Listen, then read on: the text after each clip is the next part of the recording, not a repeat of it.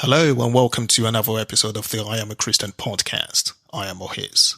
And before me today, I've got a very interesting quote by the very brilliant Dr. Thomas Sowell, economic historian and social theorist. The quote says, "Racism is not dead, but it is on life support, kept alive by politicians, race hustlers, and people who get a sense of superiority by denouncing others as racists."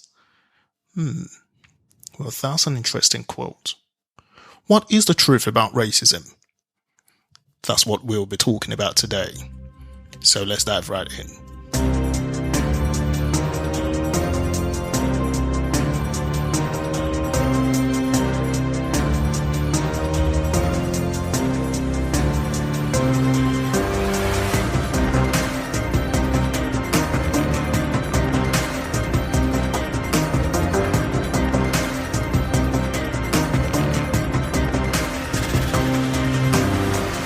Hello and welcome to another episode of the I Am a Christian podcast, and today we're talking about the truth about racism. Now, racism is something I'm sure you must have heard of or maybe even experienced in your personal life as well. I'm sure you have heard of systemic racism, institutional racism, foundational racism, and maybe some of the new variations, environmental racism, and all the different variations of racism. But what is the truth about racism? Now, does racism exist? In what shape and form does it exist? Is it an exclusive evil? So are only some people able to perpetrate this evil? Is there one group that have the will and ability to perpetrate this evil on others? Or is it a universal thing? Now, these are the questions we're going to be looking at today, but before we even get to that, I want to ask this question: is there such a thing as truth? Is truth only true if it fits the narrative that you believe in? Well, what if it doesn't fit your narrative? Is it no longer true? So the problem with this sort of approach to things is that for any given subject, there will be people who believe a certain perspective, and there will be other people who do not believe it. How do we then know who is right and who is wrong? Is there a test for truth? Now, this is something I want you to think about deeply as we discuss today's topic. Now, something I would require of you is that you put aside emotions and look at this strictly from the position of logic and evidence and facts. Now, of course, do not take everything I tell you today as the gospel truth just because I said so. Research everything I say. If you come to the conclusion that what I have said is incorrect, then I am very happy to look at your evidence, examine it, and say, hey, I was wrong. But otherwise, keep this in mind as we look at today's topic. Welcome back. You see, up until a few years ago, I was one of those people who believed everything I was told about race relations, about power struggles, and the history of societies. See, I lapped up everything I was spoon-fed by the media, mainstream media that is. My approach was, if it wasn't on the news, then it definitely isn't true. You see, up until a few years ago, my eyes weren't opened. I didn't have the understanding of scriptures the way I do now. Even though I have been in church all my life until that time. Yes, I was born in church and on a Sunday too. See, what I know now, wish I had known back then. And this is why I am sharing this with you today. As a parent, a young man or woman, and most importantly, as a Christian. Today, I am going to speak to everyone generally for a start, and then I am going to speak specifically to those who call themselves Christians. So let's start. The question is, does racism exist? The first thing I will say to this is, if God does not exist, according to the atheist, then racism does not exist. Or, at least, it is justified. Now, what do I mean by this? According to Darwin, the father of the theory of evolution, evolution is the survival of the fetus. This could be physically fit or mentally fit, or basically, evolution is a survival of whichever race have an edge over the others.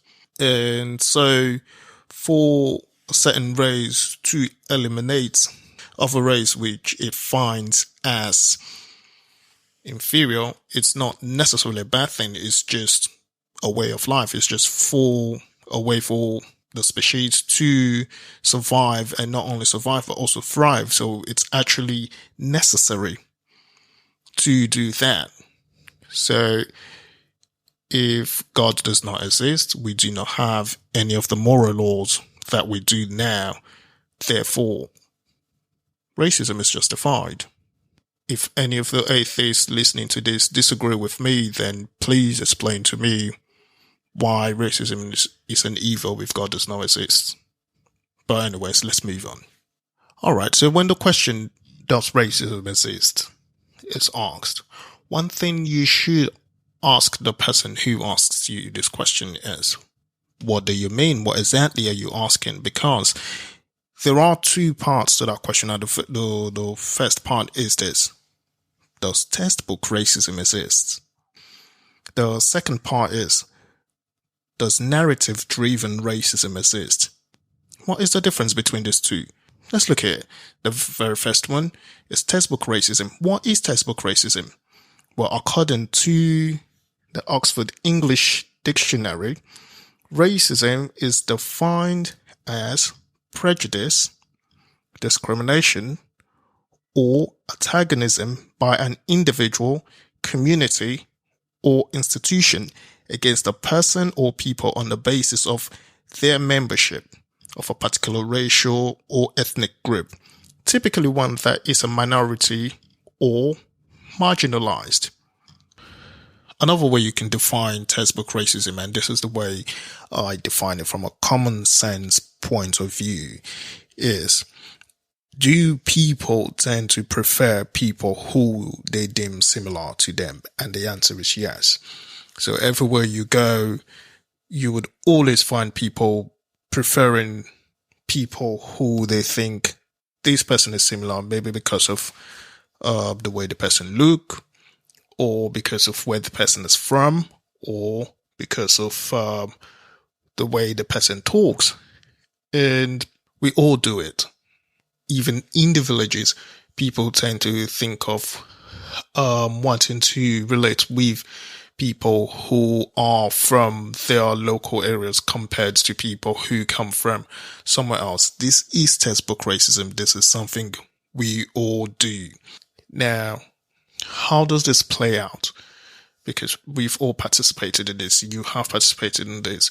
If you're being honest with yourself, you will admit that if when given the chance to choose between one person or the other, you would always go for the one who you find closely similar to you in whatever shape or form. And this is something we all do. Now, of course, people frown on this when it comes to the question of color, but it is something we do, whether white or black. It's just the nature of people. It is the way we operate, it's the way we think, and this goes way back, all the way to when the first societies start to form. That's something we're going to get to in a bit, but let's just deal with this. Now, I want to look at specific words in that dictionary definition of racism and expand a little bit on it. Now, the first one is prejudice. According to the dictionary, is a preconceived opinion that is not based on reason or actual experience. For example, prejudice against people from different backgrounds. Ask yourself this question: are there people who you, even without knowing them or having experience with them, who you will see today and say, hey, I think this person, no, not even I think this person, you would say, oh, people from this place are like this. Are there people like that? Yes. And how are these opinions formed? It's always formed based on, oh, there is a saying that has gone round about how people from this place operate, or how people from this place um carry themselves, or how they go about their business, that inform opinions on how other people interact with them. And as well, this is something you have done. And to just buttress that point, I want to engage you with a thought experiment. And this thought experiment, actually, it's an indication of how stereotypes are started and propagated. So stereotypes will be prejudice, they're preconceived opinions that it's not based on actual experience or reason, for example. Okay, so think about it this way. If I tell you that Chinese people are thieves, now you may say, no, that is not the case. And I may then say, okay, I will prove it to you. So I can show you 1,000 examples of Chinese people stealing things. And of course, this might be enough to convince you of my point that Chinese people are thieves. But I want you to think about it. The population of China is well over 1 billion people. Now, even though I have shown you 1,000 examples, it still does not prove my point. It does not validate my point that Chinese people are thieves. It just shows that 1,000 people, yes. But compared to over 1 billion, it does not validate anything. The percentage is way, way, way too small to validate it. Even if I show you 100,000 examples, it still does not validate my point, because when compared to the whole of over 1 billion people, it still does not validate my point. But here is how this then plays out. So I've shown you 1,000 examples and you say, yes, so Chinese people are thieves. Well, that is a stereotype that's been started now, because you can then walk around with the idea of Chinese people are thieves. So whenever you see a Chinese person, that thought comes to your head that people from this place are thieves. Well, you don't know this person in particular. You don't know this individual. You have not judged this individual based on reason to know whether this particular individual, even though he is from this place, is part of the 1,000 people who steals. And you haven't had an experience with this guy to know whether he is a thief or not. But this is how stereotypes are started. And this is how they're propagated. Now, how they're propagated is, I have had this conversation with you. I have shown you all of these examples. So now you have a network of other people. And so what then happens is you then say to another friend, oh, do you know Chinese people are thieves? And show the same 1,000 examples. And that person goes around as well and round as well and round. And so they start to spread all of these examples around. So a group could then form these opinions about Chinese people. Now, even though, like I said, 1,000 examples does not validate the point compared to over 1 billion people. But this is how stereotypes are started. This is how stereotypes are propagated. And this is prejudice. This is exactly like an English person saying Nigerian people are foreigners, or a Nigerian person saying all white people are racist. That is prejudice. You can only judge an individual's action, but this is what we all do. This is prejudice. This is textbook racism. This is you being racist to the other person because you're prejudiced against that person, because you haven't actually judged that person by the content of that person's character, but you've judged that person from a preconceived opinion that you have based on, oh, people from this group are like this. And okay, so what this then leads to is the second bit, discrimination. So now because we have these preconceived opinions about people from a certain group, we then discriminate against them. So the discrimination, according to English dictionary again, says the unjust or prejudicial treatment. Now remember, the first bit is prejudice, preconceived opinions. Now, when we then treat people based on these preconceived opinions, that is discrimination. So the unjust or prejudicial treatment of different categories of people, especially on the grounds of race, age, sex, disability. Is it true that people tend to treat some other people who's not part of their group differently? Yes. Once again, I have done this. You know, if you've been honest with yourself, that you have done this as well. And that is textbook racism. It's something we all participate in now. The foundation of this, which I want you to think about, is, do people tend to prefer people who they deem similar to themselves compared to others? Yes, they do. You know you do. It's why you tend to mingle with certain group of people and not mingle with other group of people.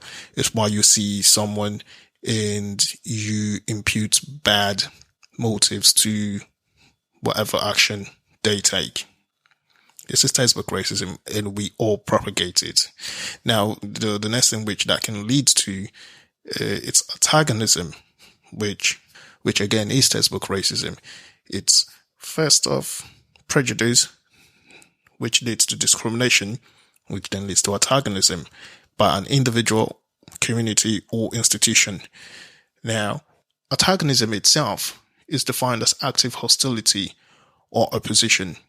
When you look at everything that's happened over the years in terms of how different people relate, whether across racial lines, across ethnic lines, across national lines, this is as a result of prejudice, discrimination, which has led to antagonism. Now people are opposed against each other, sometimes violently.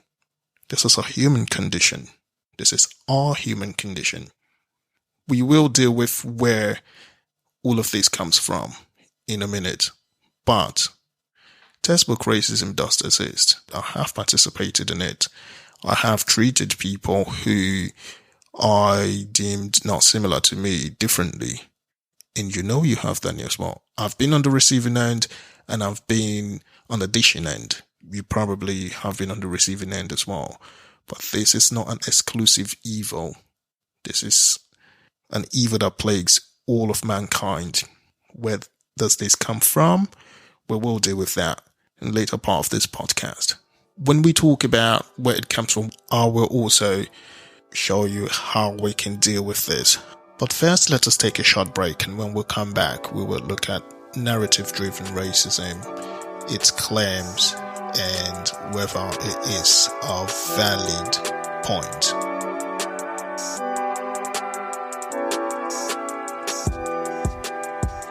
Ladies and gentlemen, I want to thank you again for your love and support.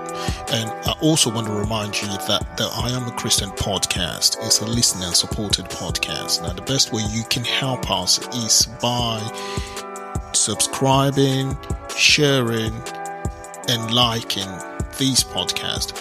Also, leave a comment on the platform where you get your podcasts from. Now, what this does is it helps to push the podcast to the front so a lot of people can see it and engage it and spread our message out there. Thank you so very much. Now, let's get back to today's topic.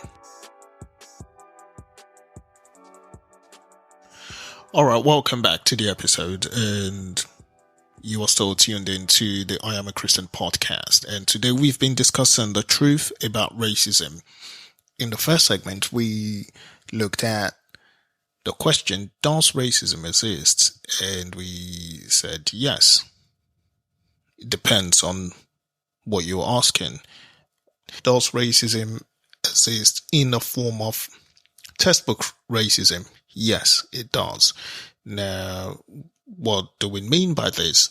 We simply mean people, regardless of where they are from, tend to prefer people who they deem similar to themselves.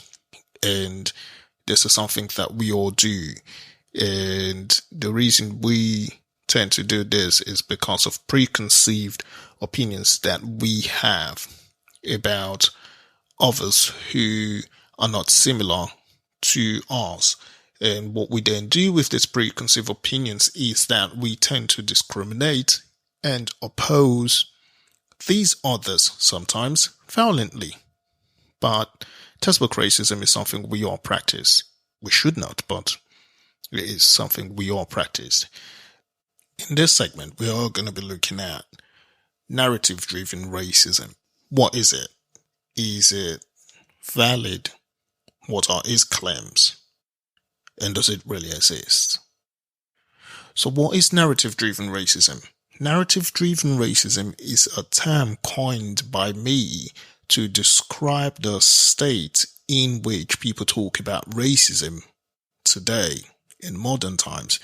It is a label put on the twist that has happened with how society have decided to go about discussing a moral evil from a strictly political and secular point of view.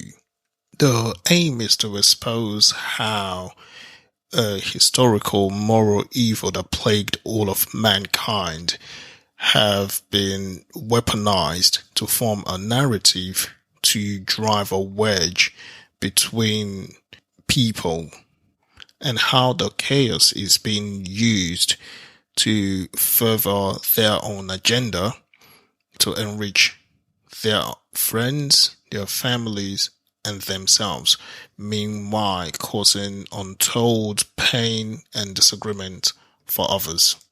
What are its claims? Now, narrative-driven racism claims that race relations in societies are formed according to a power structure. Now, in this power structure, the white race is the villain. The white race is on top. The white race is the oppressor. And every other race, well, especially the black race, is the oppressed, the victim, disadvantaged. The black race is a race of either dumb people or really naive people or just innocent people who cannot hurt a fly. And they are people who just won't be left alone by the whites, because for some reason, even though the whites have amassed all the power that they want to, they just cannot, stop oppressing the blacks. Narrative-driven racism claims that if you are black and don't buy into the blacks are oppressed doctrine, then you're not really black. So this is why you hear things, comments like, we do not want a black or brown face, that it's not going to be a black voice. Or you hear questions like this being asked. How can you say that? But you are black. Or, why are you supporting these white people? This is the claim of narrative-driven racism. So you would hear things like systemic racism, institutional racism. New ones include, foundational racism, environmental racism, and, well, I can't remember all the other fancy ones now. But these are the claims narrative-driven racism makes. Narrative-driven racism tells us that black people are being systematically targeted and oppressed. Another variant of narrative-driven racism you probably must have heard about is intersectionality. The theory of intersectionality is so convoluted, I don't even know how people keep up with it. So this is the theory that says you are as virtuous based on the level of oppression you are under. So if I, let me see if I can remember this correctly. Well, the one thing everyone must remember is that in the structure, in the intersectional structure, or as we sometimes call it, the oppression Olympics, the old white man who is straight, a Christian, and, a regular nuclear family guy, he is the oppressor. The white woman is oppressed, but she is not as oppressed as a black man. Now, the black man is oppressed, but he is not as oppressed as a white, as a black woman. The black woman is oppressed as well, but she is not as oppressed as a black gay man.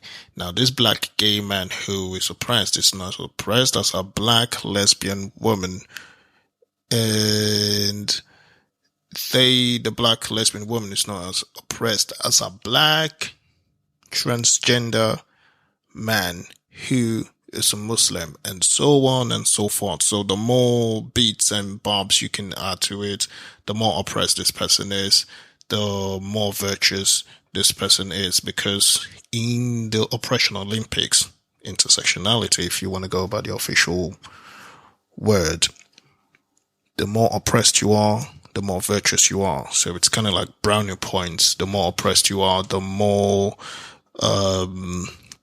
you have a right to speak, and everyone else must shut up and listen. This is narrative-driven racism. Now, narrative-driven racism also claims that police systematically targets black males. Well, we'll come back to that one. Narrative-driven racism tells us that racism was the cause of slavery. Now, I will answer this, but there is a brilliant clip that I am going to play for you. Actually, two clips I am going to play for you today. Now, this very first clip will answer the bit about the slavery bit, and the other bit will answer the claim about the police systematically targeting black men. And after I play this clip, I will give you my thoughts, and then I will address Christians. So the first clip I'm going to play for you is from Dr. Thomas Sowell's book called Black Rednecks and White Liberals. It is a compilation of 6 essays, and this is just a short audio of one of the essays in the book called The Real History of Slavery. It was written in 2005, and one thing I want you to take note of is, even since that time, how long ago it is that he wrote this book, no one have come out with credible evidence to dispute what he said in this essay. So take a listen, and we'll talk more when we come back. The Real History of Slavery. Slavery was an evil of greater scope and magnitude than most people imagine, and, as a result, its place in history is radically different from the way it is usually portrayed.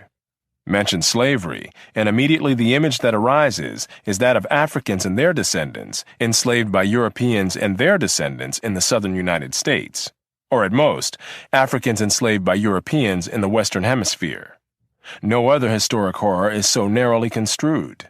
No one thinks of war, famine, or decimating epidemics in such localized terms.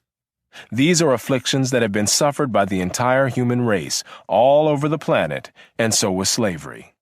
Had slavery been limited to one race in one country during 3 centuries, its tragedies would not have been 1/10 the magnitude that they were in fact. Why this provincial view of a worldwide evil? Often, it is those who are most critical of a Eurocentric view of the world who are most Eurocentric when it comes to the evils and failings of the human race. Why would anyone wish to arbitrarily understate an evil that plagued mankind for thousands of years, unless it was not this evil itself that was the real concern, but rather the present-day uses of that historic evil? Clearly, the ability to score ideological points against American society or Western civilization, or to induce guilt and thereby extract benefits from the white population today, are greatly enhanced by making enslavement appear to be a peculiarly American or a peculiarly white crime. This explanation is also consistent with the otherwise inexplicable contrast between the fiery rhetoric about past slavery in the United States, used by those who pass over in utter silence the traumas of slavery that still exist in Mauritania, the Sudan, and parts of Nigeria and Benin. Why so much more concern for dead people who are now beyond our help than for living human beings suffering the burdens and humiliations of slavery today? Why does a verbal picture of the abuses of slaves in centuries past arouse far more response than contemporary photographs of present-day slaves in Time magazine, the New York Times, or the National Geographic? It takes no more research than a trip to almost any public library or college library to show the incredibly lopsided coverage of slavery in the United States or in the Western Hemisphere as compared to the meager writings on the even larger number of Africans enslaved in the Islamic countries of the Middle East and North Africa, not to mention the vast numbers of Europeans also enslaved in centuries past in the Islamic world and within Europe itself. At least 1 million Europeans were enslaved by North African pirates alone from 1500 to 1800. And some European slaves were still being sold on the auction block in Egypt, years after the Emancipation Proclamation freed blacks in the United States. Indeed, an Anglo-Egyptian treaty of August 4, 1877, prohibited the continued sale of white slaves after August 3, 1885, as well as prohibiting the import and export of Sudanese and Abyssinian slaves. During the Middle Ages, Slavs were so widely used as slaves in both Europe and the Islamic world that the very word slave derived from the word for Slav, not only in English, but also in other European languages, as well as in Arabic. Nor have Asians or Polynesians been exempt from either being enslaved or enslaving others. China, in centuries past, has been described as one of the largest and most comprehensive markets for the exchange of human beings in the world. Slavery was also common in India, where it has been estimated that there were more slaves than in the entire Western Hemisphere, and where the original thugs kidnapped children for the purpose of enslavement. In some of the cities of Southeast Asia, slaves were a majority of the population. Slavery was also an established institution in the Western Hemisphere, before Columbus's ships ever appeared on the horizon. The Ottoman Empire regularly enslaved a percentage of the young boys from the Balkans, converted them to Islam, and assigned them to various duties in the civil or military establishment. Race and slavery. The instrumental use of the history of slavery today also underlies the claim that slavery grew out of racism. For most of its long history, which includes most of the history of the human race, slavery was largely not the enslavement of racially different people, for the simple reason that only in recent centuries has either the technology or the wealth existed to go to another continent to get slaves and transport them en masse across an ocean. People were enslaved because they were vulnerable, not because of how they looked. The peoples of the Balkans were enslaved by fellow Europeans, as well as by the peoples of the Middle East, for at least 6 centuries before the first African was brought to the Western Hemisphere. Before the modern era, by and large, Europeans enslaved other Europeans, Asians enslaved other Asians, Africans enslaved other Africans, and the indigenous peoples of the Western Hemisphere enslaved other indigenous peoples of the Western Hemisphere. Slavery was not based on race, much less on theories about race. Only relatively late in history did enslavement across racial lines occur on such a scale as to promote an ideology of racism that outlasted the institution of slavery itself. Wherever a separate people were enslaved, they were disdained or despised, whether they were different by country, religion, caste, race, or tribe. The Europeans who were enslaved in North Africa were despised and abused because they were Christians in a Muslim region of the world, where they were called Christian dogs. Race became the most visible difference between slaves and slave owners in the Western Hemisphere. As distinguished historian Daniel J. Boorstin put it, "Now, for the first time in Western history, the status of slave coincided with a difference of race." To make racism the driving force behind slavery is to make a historically recent factor the cause of an institution which originated thousands of years earlier. This enshrinement of racism as an overarching causal factor accords far more with current instrumental agendas than with history. The form in which the story of slavery has reached most people today has been along the lines of the best-selling book and widely watched television miniseries Roots by Alex Haley. Challenged on the historical accuracy of Roots, Haley said, "I tried to give my people a myth to live by." This instrumental use of history, or purported history, is open to the same objections as other instrumental myth-making. First is the objection to falsification itself, that the damage which this does to the general level of understanding and trust in a society is incalculable, and can easily outweigh, in its long-run consequences especially, any immediate good that might be expected from an expedient taking of liberties with the truth. Second, even the short-run benefits are by no means clear. Has a sense of special grievance helped advance any people? Or has what happened in centuries past been a distraction and an incitement to counterproductive strife, much as territorial irredentism has been? Rather than debate current ideological agendas, we can try to determine what we can about the actual history of slavery, including how it ended. No institution of comparable age and worldwide scope has ever disappeared over almost the entire planet, leaving so little awareness of how and why it vanished or so little interest in that question. Volumes continue to be published about the decline and fall of the Roman Empire, which, for all its greatness, did not encompass 1/10 as much of the world as the institution of slavery did.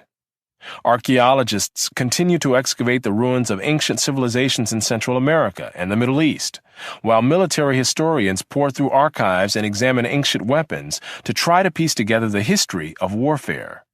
Yet remarkably little is written about one of the most momentous moral dramas in the history of the human species, the bitter worldwide struggle which lasted for more than a century to destroy the elaborate systems and institutions for the ownership and sale of human beings.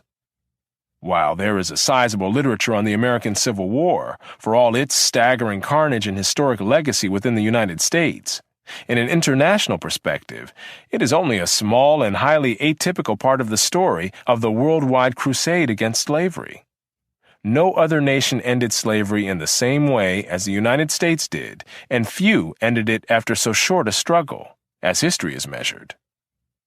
How and why did slavery end in most of the world? There were two major processes. Over the centuries, as more and more territories around the world consolidated into nation-states with their own armies and navies, raiding those territories to capture and enslave the people who lived within them became more hazardous in itself, and also risked military retaliation against the countries from which the raiders came. Thus, more and more peoples became off-limits to slave raiders over time. Put differently, the areas which remained subject to slave raiding over the centuries were primarily those where the people lived in smaller or weaker societies. Such societies continued to exist where it was difficult, for geographic or other reasons, to consolidate large areas under one government. This was true of the Balkans, the backwaters of Asia, and much of sub-Saharan Africa. By the early modern era, sub-Saharan Africa, with its numerous and severe geographic handicaps, was one of the last remaining areas from which vast numbers of people could be enslaved.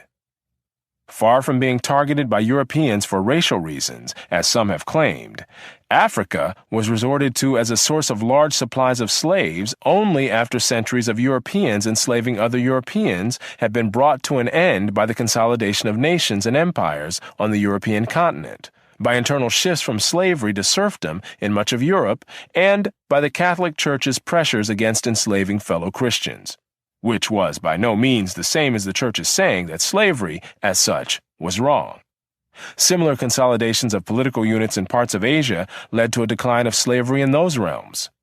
While Africa became the main source of new slaves in later centuries, existing slaves continued to include peoples of many races living in many places around the world. Ending the slavery of all these peoples was a very difficult process and one requiring deliberate and sustained action for many generations. Ironically, the anti-slavery ideology behind this process began to develop in 18th century Britain, at a time when the British Empire led the world in slave trading and when the economy of most of its overseas colonies in the Western Hemisphere depended on slaves. Here again, the baffling present-day disregard of an international saga of strife, full of individual dramas as well as historic consequences, seems explicable only in terms of today's ideological agendas. While slavery was common to all civilizations, as well as to peoples considered uncivilized, only one civilization developed a moral revulsion against it very late in its history: Western civilization. Today it seems so obvious that, as Abraham Lincoln said, if slavery is not wrong, nothing is wrong. But the hard fact is that for thousands of years, slavery was simply not an issue, even among the great religious thinkers or moral philosophers of civilizations around the world. We may wonder why it took 18 centuries after the Sermon on the Mount for Christians to develop an anti-slavery movement. But a more profound question is why not even the leading moralists in other civilizations rejected slavery at all. There is no evidence, according to a scholarly study, that slavery came under serious attack in any part of the world before the 18th century. That is when it first came under attack in Europe. Themselves the leading slave traders of the 18th century, Europeans nevertheless became, in the 19th century, the destroyers of slavery around the world, not just in European societies or European offshoot societies overseas, but in non-European societies as well, over the bitter opposition of Africans, Arabs, Asians, and others. Moreover, within Western civilization, the principal impetus for the abolition of slavery came first from very conservative religious activists, people who would today be called the religious right. Clearly, this story is not politically correct in today's terms. Hence, it is ignored, as if it never happened. Western and non-Western societies. Slavery did not die out quietly of its own accord. It went down fighting to the bitter end, and it lost only because Europeans had gunpowder weapons first. The advance of European imperialism around the world marked the retreat of the slave trade, and then of slavery itself. The British stamped out slavery, not only throughout the British Empire, which included 1/4 of the world, whether measured in land or people, but also by its pressures and its actions against other nations. For example, the British Navy entered Brazilian waters in 1849 and destroyed Brazilian ships that had been used in the slave trade. The British government pressured the Ottoman Empire into banning the African slave trade and, later, threatened to start boarding Ottoman ships in the Mediterranean if that empire did not do a better job of policing the ban. Still later, Americans stamped out slavery in the Philippines. The Dutch stamped it out in Indonesia, the Russians in Central Asia, the French in their West African and Caribbean colonies. Germans, in their East Africa colonies, often hanged slave traders on the spot when they caught them in the act. No non-Western nation or civilization shared this animosity towards slavery that began to develop in the Western world in the late 18th century, reached its peak in the 19th century, and continued to fuel the anti-slavery efforts that were still necessary in much of Africa and the Middle East on into the first half of the 20th century. This worldwide struggle went on for more than a century because the non-Western world in general resisted and evaded all efforts to get them to root out this institution that was an integral part of their economies and societies. The moral dimensions of slavery. If slavery is not morally wrong, it is hard to imagine what else could possibly be wrong. Yet when Lincoln expressed this view, which was gaining currency in his time, it was a belief less than a century old in the West and still virtually non-existent outside the West.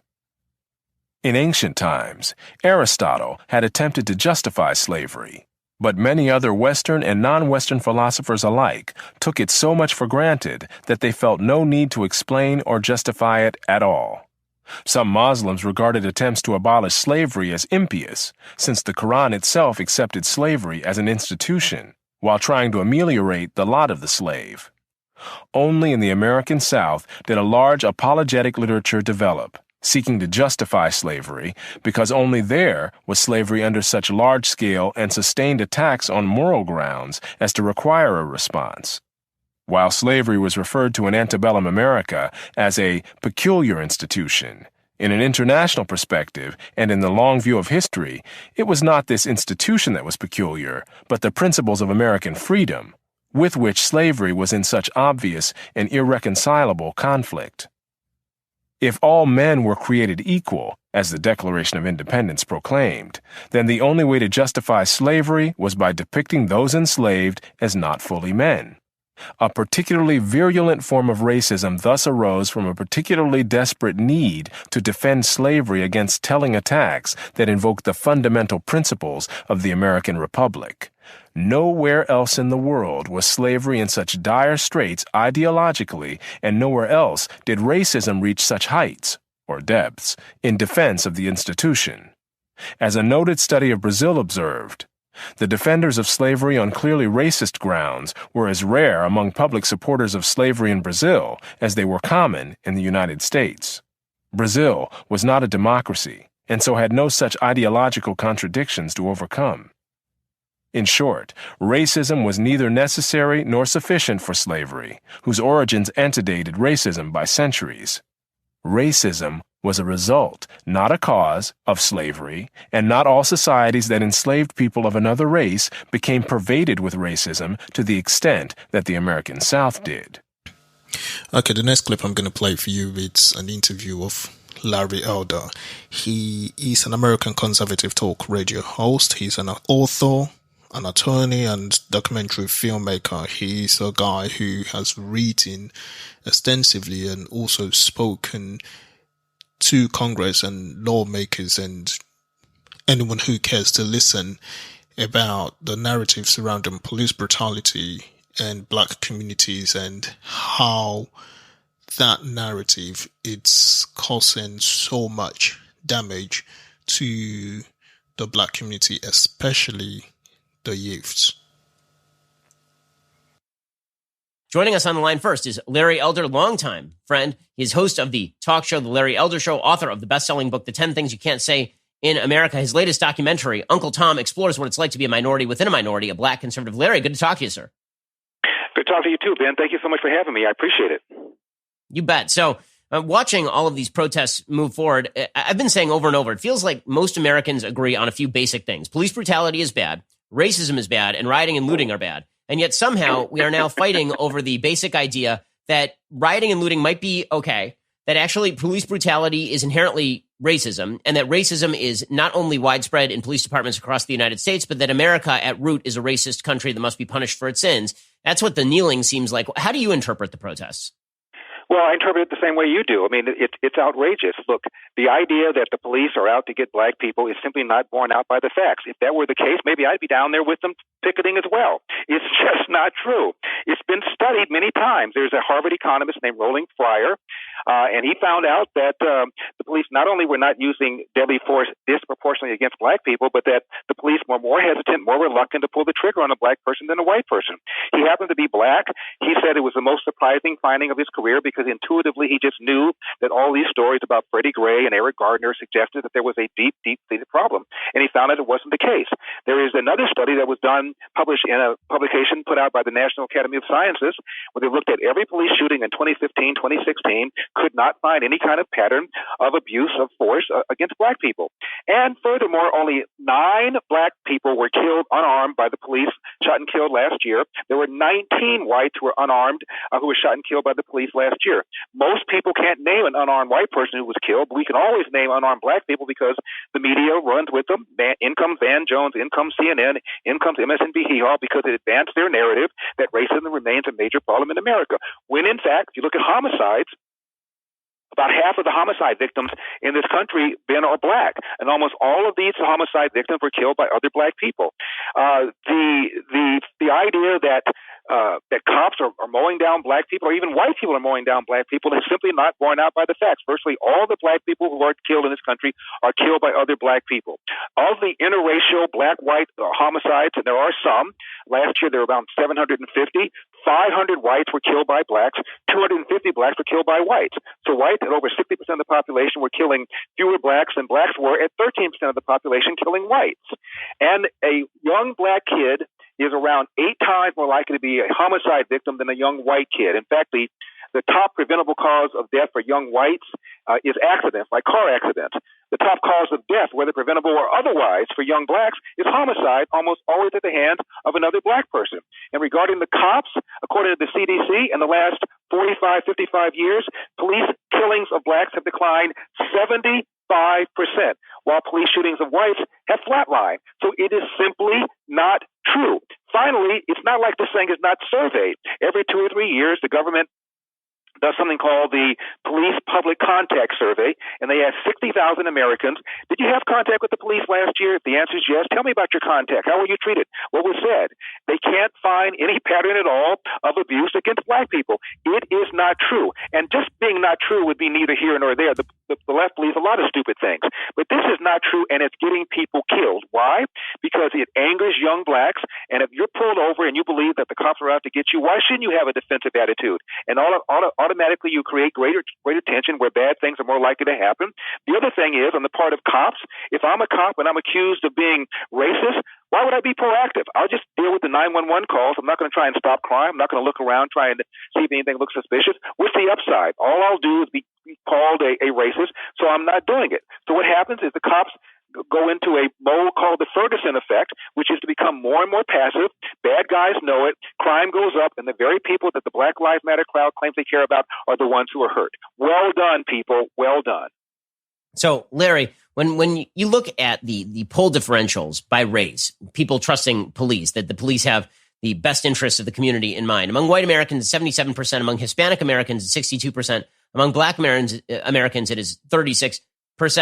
Is this a reflection of people just swallowing a media narrative, or is this a reflection of sort of the fact that if there are a lot of police encounters in your community, you're more likely to have a negative police encounter, or is it both? Because it is true that obviously there are a lot more by percentage police encounters between black Americans and members of the police force than there are in white communities, namely because there's a lot more crime in among members of the black community than there are in at least violent crime than in the white community. Well, it turns out the numbers of people that have more than 3 contacts in any given year with the police, blacks and whites, are about the same. It's about 1.2 black men who've had more than 3 contacts with the police in any given year. It's about 1.5 for black men, 1.2 for white men. So it's not all that different. No, I think what drives the narrative, Ben, is the news. I remember a few years ago there was a poll in the LA Times where blacks were asked, "How do you feel about your local police?" And 80% of blacks had a positive view, about the same as whites did. But then Rodney King happened, some incidents happened, and then it changes. So I think it depends on what's in the news cycle. Most black people want a heavy police presence. I have a friend who's the captain of the California National Guard. And during the second Rodney King trial, in case it went sideways, they deployed the National Guard in the inner city to make sure that there wouldn't be any violence. And he told me that men and women, middle age and older, were coming out of their homes, coming up to him saying, "Why is it you guys are only here because you're anticipating some sort of violence because of a Rodney King jury? Why aren't you here every single day? We need you here." The majority of people living in the inner city are hardworking, drug abstaining, law-abiding citizens who want the police to be there. So the loudmouths, the "we shall overcome," the "no justice, no peace" types represent a numerical minority. Also, it's been studied what happens to communities when you riot and you trash the property values. The property values never catch up, incomes never catch up, and frequently the businesses that are destroyed never return, and the very same people who looted and destroyed are now crying racism because those businesses don't want to come back and rebuild. It's ridiculous what's going on right now. Yeah, Larry, one of the things that really has has disturbed me is the unwillingness of anybody to discuss specific solutions, because this is always what happens in these situations, is that it's much more fun to protest and shout slogans like Black Lives Matter in the tacit assumption that for a lot of people, Black lives don't matter, right? Ashton Kutcher just openly said that. He said, well, the reason we say Black Lives Matter is because there are so many Americans who believe they don't. And I just keep looking around going, who? Like, seriously, who? I don't know a single American, black, white, or green, who doesn't know the name of Ahmaud Arbery, or doesn't know the name of George Floyd, or doesn't know the name of Michael Brown or Freddie Gray. And by the way, not all those cases are the same. Right? I mean, a lot of these cases have differential fact patterns. I mean, the Michael Brown case, he was actually justifiably shot according to a jury. But the attempt to avoid specific conversations in order to pursue a broader narrative is really disheartening, especially because I know, Larry Elder, you've been a libertarian for a long time, I mean, longer than I have, because I remember being on your show when I was 16 years old and I was just getting politically active. And you have been claiming for a long time that things like police unions are kind of a problem. And the doctrine of qualified immunity, which suggests that you are granted immunity from civil suit if you move beyond your authority as a police officer. Even Clarence Thomas has opposed that. And yet nobody wants to talk about solutions because we might actually find some common ground. It seems like the goal here is to not find common ground. Well, I think one of the reasons, Ben, nobody wants to talk about solutions is because you have to have a problem first. If the problem is police brutality against blacks, it's not true. Of course, there's no solution for that. That's why people just talk and talk and talk. After Dylan Roof killed all those churchgoers at their church in Charleston, I was watching the Morning Joe show, and one of the presidential candidates, Martin O'Malley, was on. And he was talking about the institutional racism. We need to deal with it. We need to deal with it. We need to deal with it. And one of the co-panelists was a guy named Mike Barnicle, who's a columnist with the Boston newspaper. And he said very innocently, he wasn't trying to trap him or stump him. He said, "What do we do about this, Martin?" And Martin, well, what we do, we have to acknowledge the. Actually, Martin, I don't know what you do about this, but we need to do something about it. Now, this guy used to be mayor of Baltimore, governor of Maryland, and you don't know what to do about the institutional racism that you just now about. And the reason is because it's not true. And if it's not true, of course, there's no quote solution for it. The only thing that I recommend is the widespread use of body cams. And for the activists, it's probably going to help the cops more than it's going to help the civilians. There was the city in California called Rialto, 100,000 people, Ben. It is ethnically diverse, and the police were ordered to wear body cams. They didn't want to, but they did. And after a year or so, guess what happened? Police complaints against cops fell 90% because the civilians knew they were being taped. They stopped lying on the cops. Police use of force fell 50%, not because the police changed their behavior, but because the civilians did, and therefore the police didn't have to respond to them. The point is, a lot of people are lying on cops, not unlike the way Dorian Johnson, Michael Brown's friend, said, Michael Brown said, hands up, don't shoot. It turned out to be a complete lie. A lot of people are lying on the cops. The cops, there's some bad cops. Obviously, when you have an 800,000 group of people, there's going to be some bad cops. But the idea that they are routinely, systematically going after black people is simply not borne out by the evidence. Isn't that good news? Instead, I'm calling Uncle Tom, I'm calling self-loather, I'm calling all sorts of names. Instead of people saying, well, Larry, you're a little naive. I wish you were right, but here's why I think you're wrong. I don't get that. I used to get a bunch of names because people don't want to deal with the uncomfortable truth that what's going on right now in our society has nothing to do with what the police are doing and everything to do with our failure to take advantage of available opportunities. Now, Larry Elder, he is the author of a boatload of great books. One of them, 10 Things You Can't Say in America, New York Times bestseller. His latest documentary is called Uncle Tom, exploring what it's like to be a conservative black American. I know some people might say, well, everything he's talking about, that it's in America. What about what is going on here in the UK with the police and black people? What, black males, to be specific? Because it's usually black males. I'm just going to read this report for you real quick. It's called Inquest Response to Latest Death in Police Custody Statistics. This is from October 2020. The Independent Office for Police Conduct has today released their annual statistics on deaths during or following police contact in England and Wales. In the financial year 2019/20, there were 18 deaths in or following police custody, 3 police shootings, 24 deaths related to road traffic incidents, and 54 apparent suicides following custody. The IOPC also investigated 107 other deaths following contact with the police in a wide range of circumstances. The IOPC report includes the following data. Of the 18 deaths in or following police custody, 14 people were white, 3 were black, and the ethnicity of one person was unknown at the time of publication. 11 of the 18 people were identified as having mental health concerns, and 14 were known to have a link to alcohol or drugs. 2 people were detained under the Mental Health Act. 8 of the 18 people who died in or following police custody had force used against them, either by officers or members of the public before their death. Of the people who were physically restrained, 6 were white and 2 were black. From every angle, when you start to put pressure on the claims that narrative-driven racism makes, it just falls apart, completely falls apart. But these are claims that so many of us have swallowed, and so many of us are living our lives based on. And we are causing problems for ourselves, for our families, for our children coming after us. And this worries me. It worries me deeply. Because like I said, this is a moral evil. The evil of racism is a moral evil that we are trying to address from a secular point of view. And we're starting to interpret everything as racist.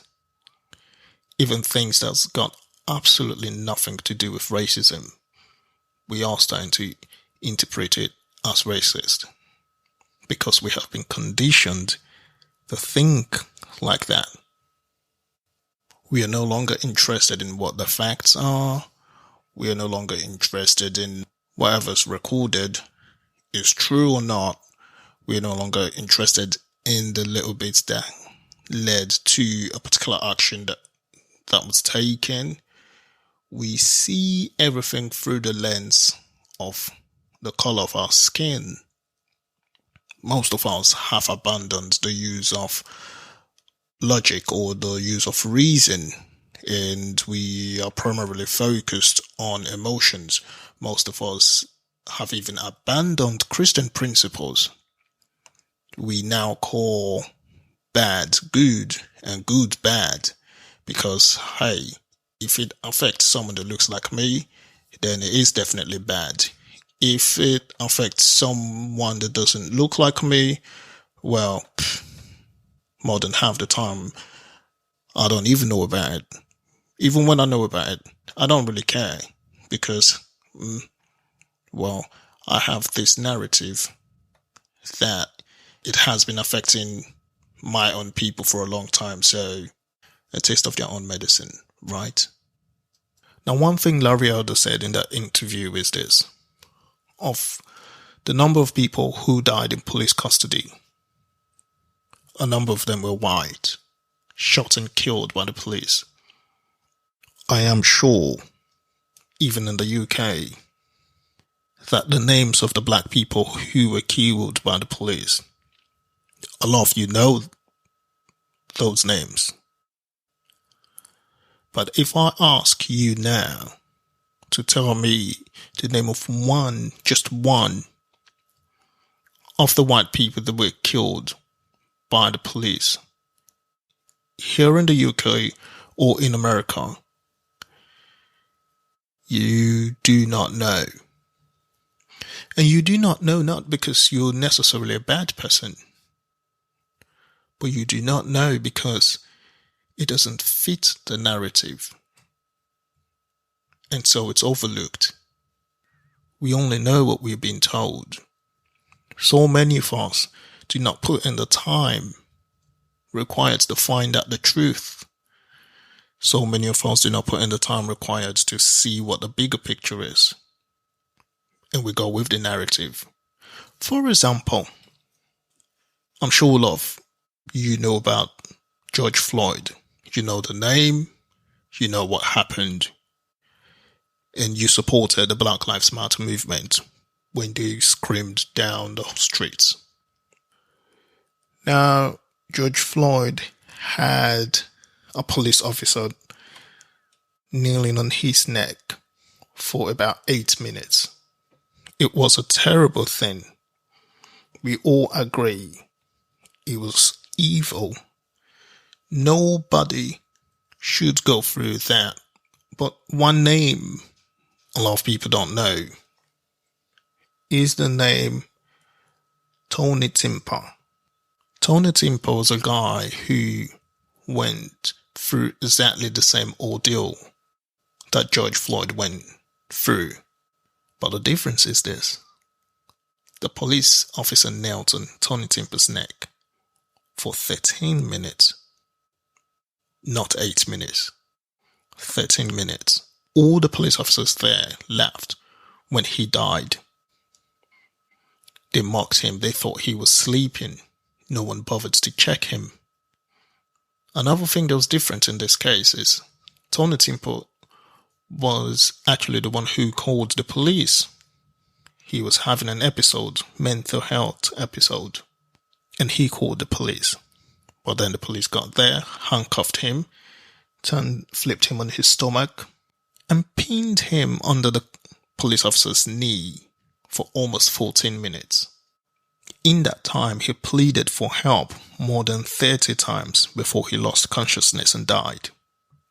Well, this did not happen a long time ago. It happened in 2016. But you never heard about it because he was white. And it doesn't fit the narrative that the police are systematically targeting and killing black men. So what really are we doing here? Are we after truth? Or are we after what suits us? You must have heard this used so many times. Speak your truth. I personally do not believe in that. I do not believe that there is any such thing as your truth. Because you see, truth is not subjective. Truth is objective in nature. There is only the truth and your opinion. And if your opinion does not match with the truth, then it's a lie. But anyways, we're talking about systematic racism, systemic racism. We talk about institutional racism. Every time I have asked the people who make these claims to give me an example, they never come up with one. What I get is a look. And how come you don't know this then? I'm like, well, if you make a claim, you have to provide the evidence for it. I need to see it. And if I see it, I'm like, yeah, this is true. I will support you and rail against it. But if you repeat slogans just because it's something you've heard and make broad sweeping statements without providing specific evidence to back up those claims, then I am sorry. It's not something I can take. And that's the truth.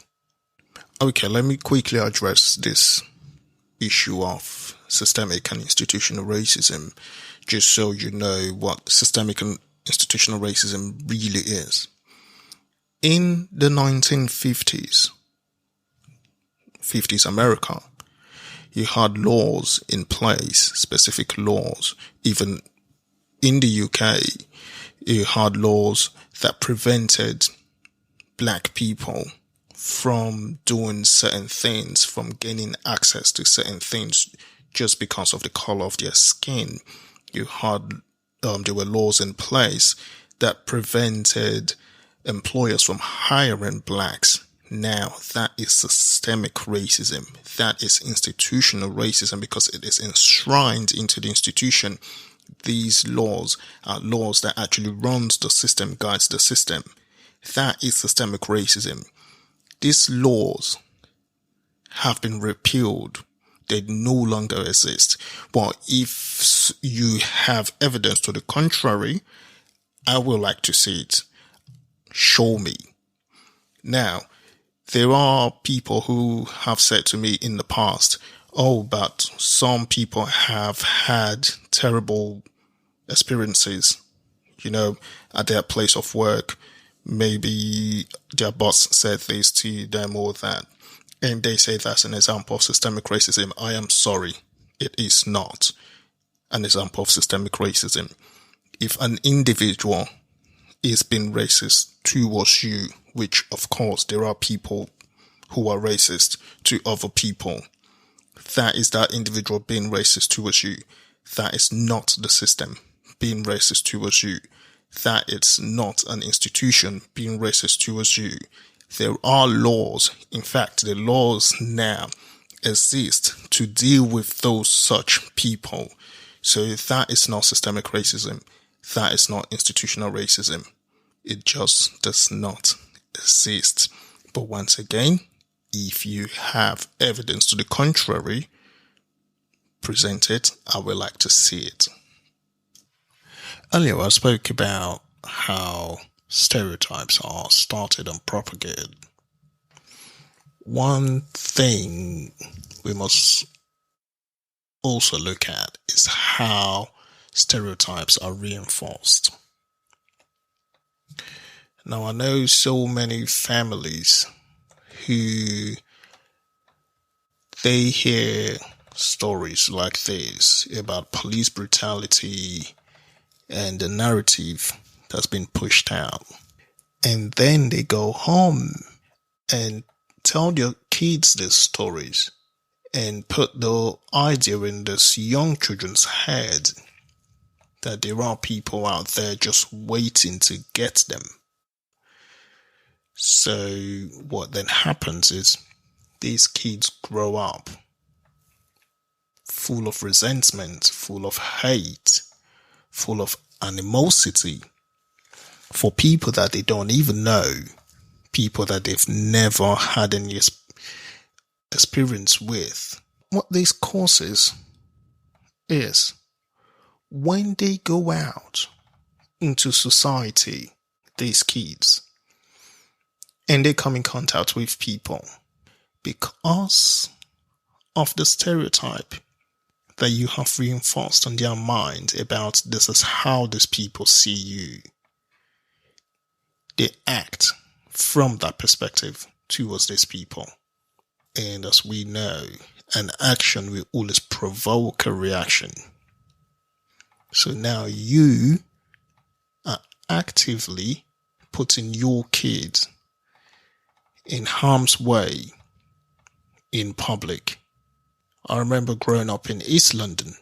I remember seeing the police on the streets. I never had any problem with the police on the streets. I have been stopped and searched. I did not have any problem with the police. The police never had any problems with me. But I also remember seeing lots of black kids being stopped and searched. And the way they reacted to the police caused a simple 2-minute stop and search to escalate into something else. You could tell from the body language right from the get-go that this child already had that stereotype on his mind, that the police is just out to get me because of the color of my skin. You have to ask yourself, who is responsible for this? Now, let me just say at this junction that I do believe that there are bad individuals in police uniform, and I believe they should be dealt with as such. Individuals responsible for their individual choices and actions. One thing I would say to you to not do is do not put in your kids' heads the idea that the police is their enemy and that the police is out to get them, because what you're doing is you are feeding a monster that could end up destroying them. Another thing I will plead with you not to do. And this is very important to me because I have seen a lot of young people. I have talked to a lot of young people who have gone through this, and I've seen how much it's damaged them. Please, parents, stop telling your kids that the system is built and set against them. Please stop doing that. What you are doing is you are raising demoralized kids. You are raising kids who then grow up with the belief that they are permanently disadvantaged because of the color of their skin. Now, you tell me why that kid should work hard. You tell me why that kid should be motivated. You tell me why that kid wouldn't be full of hate. You tell me why that kid wouldn't be full of resentment. You tell me why that kid should love his or herself. If their fate is to be determined by phantom beings they've never met, if they are permanently disadvantaged just because of the color of their skin, parents, please, I beg you, stop doing that. You are destroying your kids. The people you think are destroying your kids are not doing anything. The problem is coming from you. They live with you at home. You are the ones who put the idea in their head with which they grow up. Stop doing that. I beg of you. Now, this is my problem with narrative-driven racism. Multiple reasons. The first reason is that it does not pass the intellectual and moral test. The intellectual test being the definition of racism. When you check the definition of racism like we did in the very first segment of this podcast, narrative-driven racism does not correspond to reality. It does not pass that test.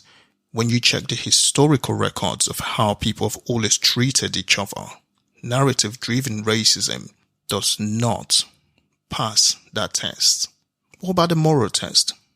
Narrative-driven racism does not pass that either. The moral test says evil exists. Racism is an evil, but evil is not exclusive to one group. Narrative-driven racism says it does. And that's an absolute lie. So I reject it. Another problem I have with narrative-driven racism is that narrative-driven racism dictates that your actions must be based on the color of your skin. For example, in the run-up to the last US presidential elections, then Democrat candidate Joe Biden, in an interview with Charlemagne the God, said, "If you're having a hard time choosing between me and President Trump, you aren't black." You see, for me, that is a red flag. That is a red flag because it reduces people to nothing but just their color. You forget about the people's skills. You forget about the people's moral compass.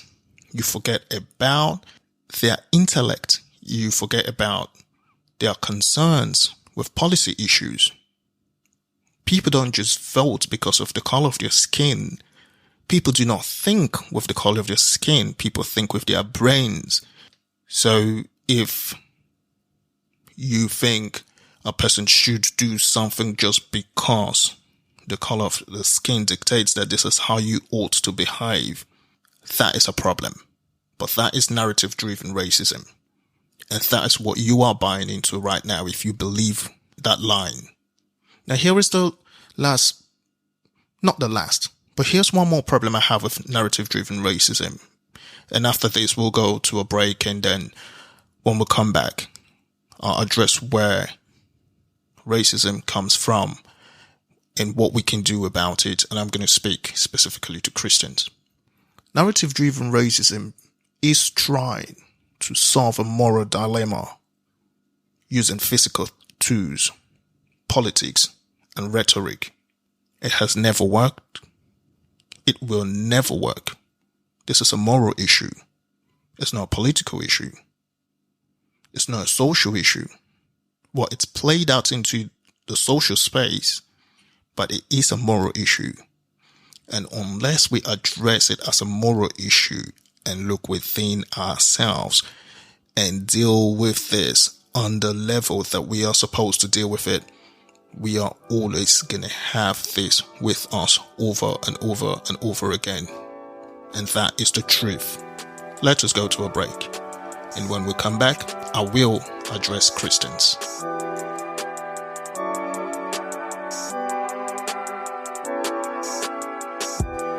Do not forget to follow me on Twitter at homtruthz.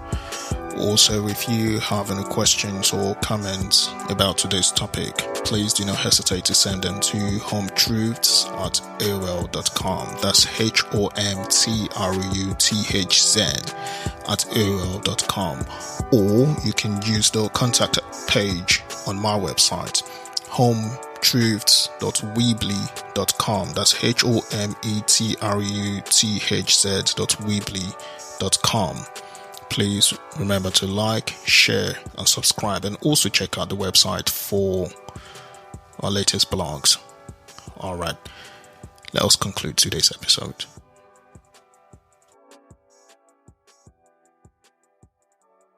Welcome back. Now, to every Christian listening to this episode of the I Am a Christian podcast, I say this. The beauty of what we believe is that our belief is based on principles. Our belief is not based on subjective emotions. God is God. God has set a standard that if you call yourself a believer in God, if you call yourself a Christian, the assumption is that you subscribe to this standard, this set of principles.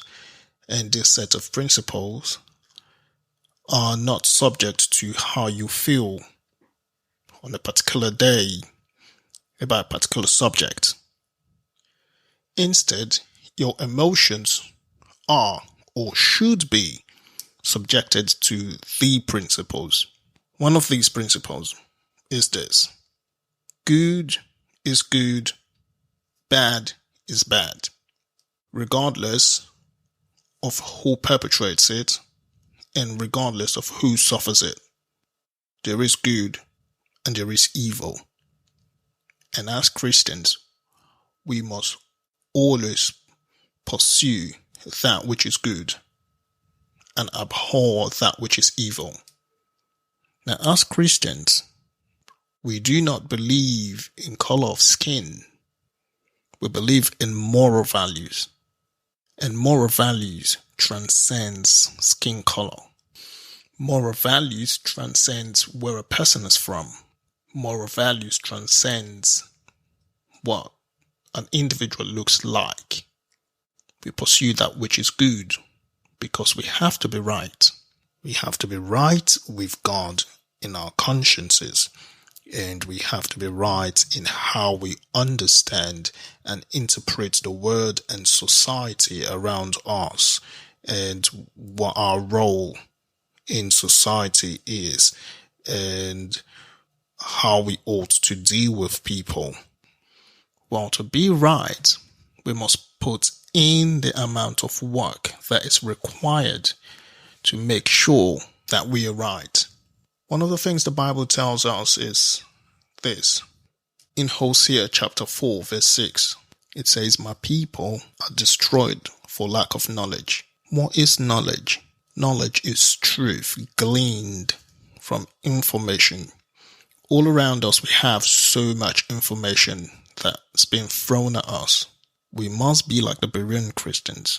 We must investigate and check for what is truth in all of this information. Let us not succumb to emotional theories used to manipulate us. What others can, we cannot, because the standards to which we have been called, it's high. The burden of the principles that we must adhere to is great. We cannot fail. If you are a Christian, then I want to believe that you hold the word of God to be true. You hold the word of God to be authoritative and final. If that is the case, what I want to do is set a timeline for you, because I said we will talk about where the evil of racism comes from, and we will talk about how to deal with it. So that's what I'll do now. The Bible tells us in Genesis chapter 1 how the first man and woman were created. The Bible tells us that when they were created, they were absolutely perfect. But then we move to Genesis chapter 3, and what we see in Genesis chapter 3 is the man and woman tempted. Now they ate the fruit, they fell, and in that fall, evil was sown into the man and woman. In the very next chapter, in Genesis chapter 4, we first see this evil manifest itself physically when Cain killed Abel. Removed from there, we go to Genesis chapter 6, when the human race has now multiplied greatly on the earth, and this evil that was sown into the man and woman at the fall in the Garden of Eden now started to manifest itself in so many different ways. Here is what Genesis chapter 6 from verse 5 says.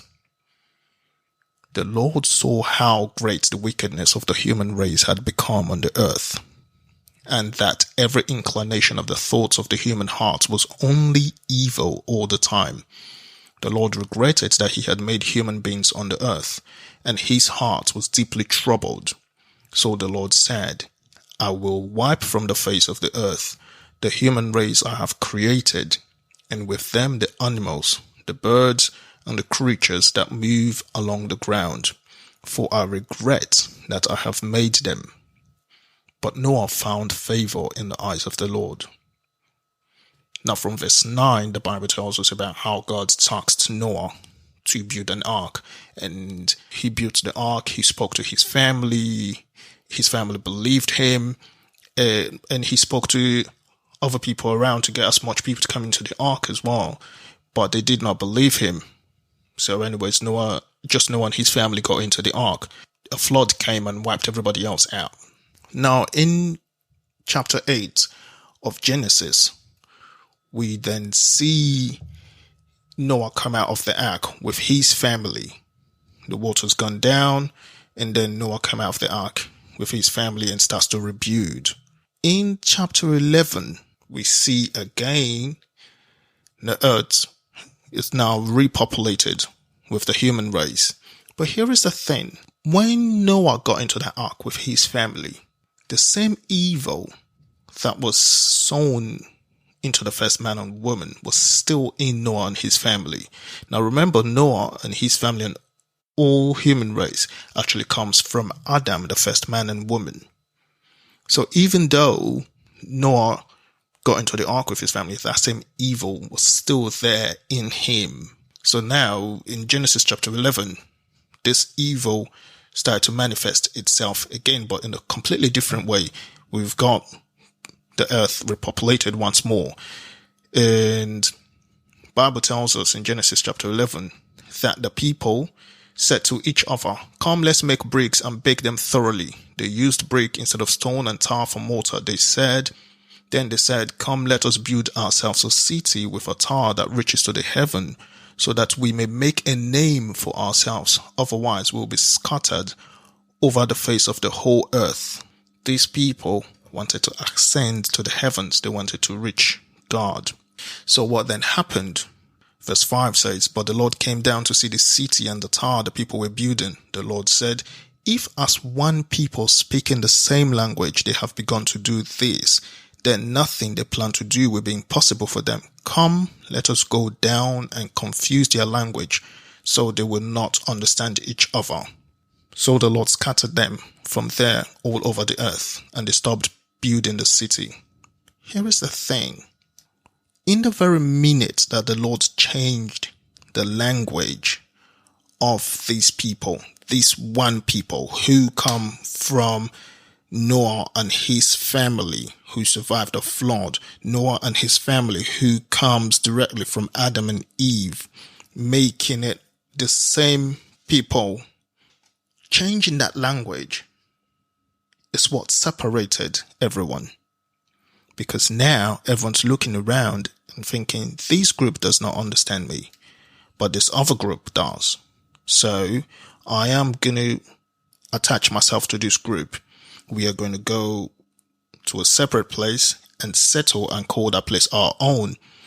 Now, another person goes, that this other group understands me. I am going to go there. So the people you know today, or you identify with as, for example, Africans, they are all linked back to Adam and Eve. The people you know as different, for example, the British or the Europeans or the Americans or the Polynesians, they are all linked back to Adam and Eve. All of us are linked back to Adam and Eve. The only difference is what happened at the Tower of Babel. Language was changed. And that is where this evil of, this is my group, this is my people, this is who I prefer, that is where it manifested itself. Now remember, this evil was an evil that was sown into Adam and Eve at the fall. But it manifested itself in so many different ways before the Tower of Babel. After the Tower of Babel, it manifested itself in the way you now call racism.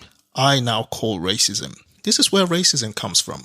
But we are not left alone, because you see, God sends us a solution to deal with this problem of evil. And it is a solution that you as a Christian should embrace, because it is a very wonderful solution.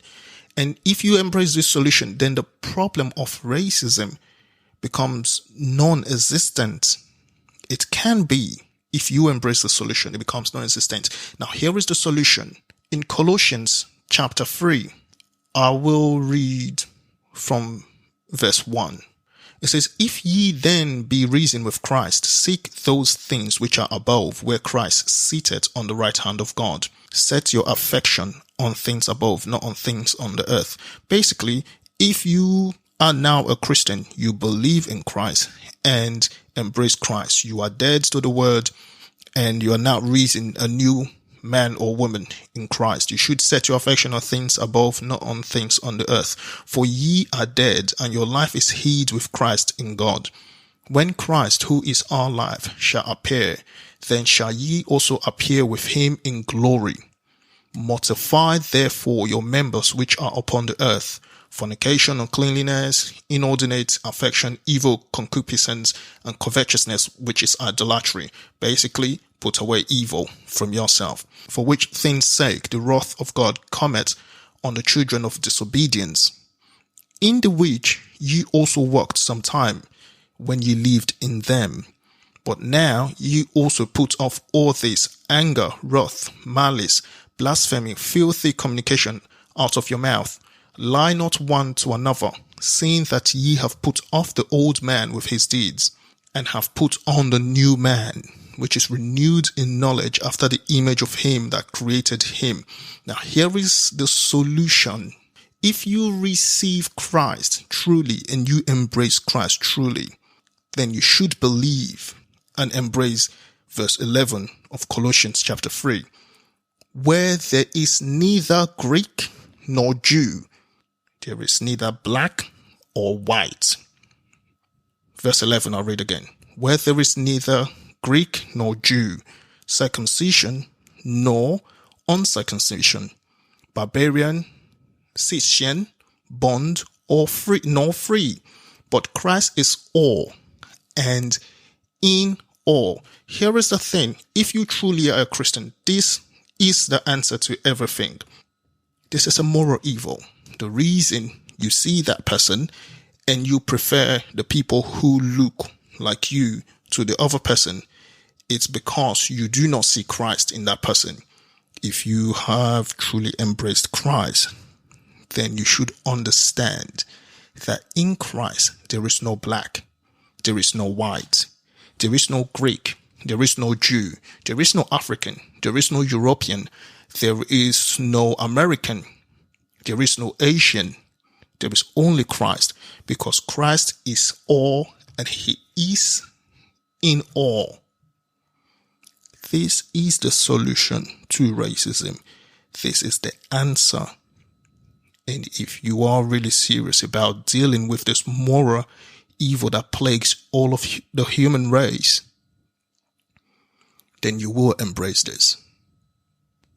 I am Ohiz, and you have been listening to the I Am a Christian podcast.